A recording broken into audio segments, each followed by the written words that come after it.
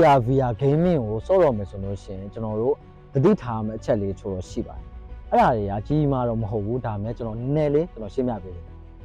ဘာလို့လဲဆိုတော့ကျွန်တော်တို့ဒီ AR VR gaming ကိုစောတော့မယ်ဆိုလို့ရှိရင်ကျွန်တော်တို့အသစ်ဆန်းဖြစ်တဲ့အတွက်ဒီ AR VR gaming ကကျွန်တော်တို့ ਨੇ အသားမကျတာမျိုးတွေ user familiar မဖြစ်တာမျိုးတွေဒါတွေကိုတော့ကြုံတွေ့နိုင်ပါတယ်။ဘာလို့ဆိုတော့အရင်ကဆိုလို့ရှိရင်ကျွန်တော်တို့ကဒီဖုန်းတွေ tablet တွေနဲ့ပဲ game ဆော့လာကြတယ်။ဒါပေမဲ့အခုခေတ်မှာနည်းပညာတွေတိုးတက်လာတဲ့အတွက်ကြောင့်မို့လို့ကျွန်တော်ဒီ AR VR headset တွေနဲ့ game ကိုဆော့ကစားလာကြတယ်။ပထမဆုံးဆော့ရတဲ့လူတွေနဲ့ VR headset ကိုတက်တဲ့အခါမျိုးမှာမူးဝေတာမျိုးတွေဒီ power များတဲ့လူတွေနဲ့ဒီ VR ရဲ့ digital element တွေကိုမမြင်ရမျိုး focus မတက်တာမျိုးတွေကိုကျွန်တော်ကြုံတွေ့လာနိုင်ပါတယ်